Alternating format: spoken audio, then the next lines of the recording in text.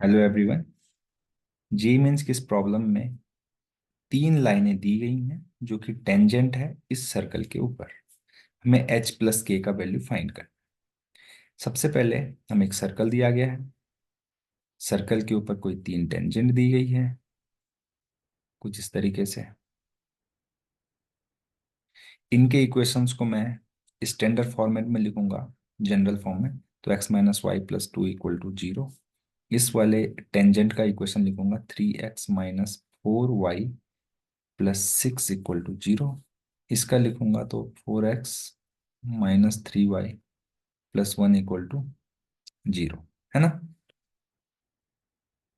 अब देखिए इस सर्कल का सेंटर भी हमें दिया गया है h कॉमा के, और इसकी रेडियस भी दी गई है, दैट इज r, है ना। तो हमसे h प्लस के की वैल्यू पूछी गई। देखिए पहली बात यह है कि ये जो तीनों टेंजेंट दिए गए हैं, इन तीनों टेंजेंट से के ऊपर अगर मैं यहाँ से परपेंडिकुलर ड्रॉ करूँ, इसकी लेंथ बराबर होगी, है ना। ये भी आर के बराबर होगा, ये भी आर के बराबर होगा।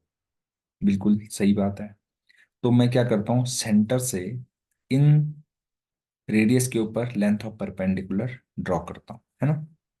तो लेंथ ऑफ परपेंडिकुलर ड्रॉ करने का जो फॉर्मूला होता है, लेंथ ऑफ परपेंडिकुलर, वो रेडियस के बराबर होगा। लेंथ ऑफ परपेंडिकुलर का फॉर्मूला जो होता है वो क्या होता है, लाइन के इक्वेशन में।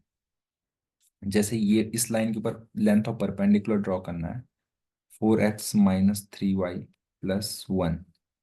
इसके ऊपर अगर लेंथ ऑफ परपेंडिकुलर ड्रॉ करना है किसी पॉइंट से, तो उस पॉइंट को इस लाइन के ऊपर पुट कर दो। यानी कि जैसे कि h कॉमा के से करना है तो 4h 3k कर दिया, मॉड लगा दीजिए, डिवाइडेड बाई ये जो कोइफिशिएंट है ना, x और y के कोइफिशिएंट जो थे इस लाइन में, x और y के कोइफिशिएंट थे, उनका स्क्वायर कर लीजिए अंडर रूट के अंदर। तो ये हो गया r के बराबर। और ये r इसके बराबर भी होगा, इस परपेंडिकुलर के बराबर भी होगा। तो यहां पर भी इसमें भी मुझे क्या करना है, मॉड लगाकर क्या रख देना है, h और k रख देना है x और y की जगह, क्योंकि h कॉमा k से आप लेंथ ऑफ परपेंडिकुलर ड्रॉ कर रहे हैं। तो इस तरीके से हमें ये मिल जाएगा अंडर रूट 3 का स्क्वायर प्लस -4 का स्क्वायर, है ना। अब ये देखेंगे ये और ये दोनों सेम है, तो इन दोनों को हम कैंसिल कर सकते हैं। तो यहाँ से हमारे पास जो आने वाला है वो आने वाला है 4h-3k+1 का जो मॉड है, equal to mod of 3h-4k+6। अब जब मॉड खुलेगा 4h-3k+1 equal two plus minus 3h-4k+6। अब कई लोगों के मन में डाउट होगा कि दो दो मॉड लगे हैं तो दोनों तरफ प्लस माइनस होना चाहिए था। तो मेरा उनको कहना रहेगा कि आप दोनों तरफ प्लस माइनस लेकर देखिए, आपके पास जो लास्ट में आंसर बचेगा वो यही बचेगा, है ना। क्योंकि एक बार आप दोनों तरफ प्लस प्लस लेंगे, एक बार माइनस माइनस लेंगे। तो जब प्लस प्लस लेंगे और माइनस माइनस लेंगे, एक ही केस है, माइनस से माइनस कैंसिल हो जाएगा तो प्लस प्लस हो जाएगा दोनों तरफ। जब माइनस प्लस लेंगे या फिर प्लस माइनस लेंगे, बात एक ही है। अगर माइनस प्लस है, दोनों तरफ -1 से इंटू करोगे तो प्लस माइनस आएगा।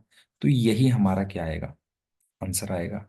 अब यहां से मेरे पास दो पॉसिबिलिटी मिलेंगी, एक बार प्लस ले लेता हूँ, एक बार माइनस ले लेता हूँ। चलो प्लस लेके देखता हूँ, तो आएगा 3h-4k+6। एक बार माइनस लेके भी देखते हैं, 4h-3k+1 इक्वल टू -3h+4k-6, है ना।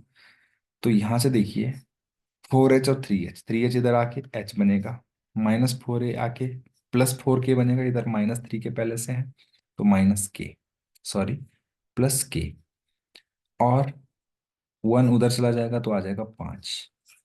इसी तरीके से इस केस में आप देखेंगे तो ये क्या आ जाएगा, 7h, 4 इधर आएगा तो -7k, और ये उधर जाएगा तो इक्वल टू -7। तो h-k का वैल्यू -1। तो देखिए मैंने आपको दोनों चीजें बता दी गई हैं। इस क्वेश्चन में हमसे h प्लस के पूछा गया था, हो सकता है कि कभी सेम क्वेश्चन h-k के लिए पूछा जाए जेई की, जेई मेंस में ही। तो एच प्लस के की जो वैल्यू आई वो आई 5, जो कि यहाँ पर ऑप्शन नंबर 1 है।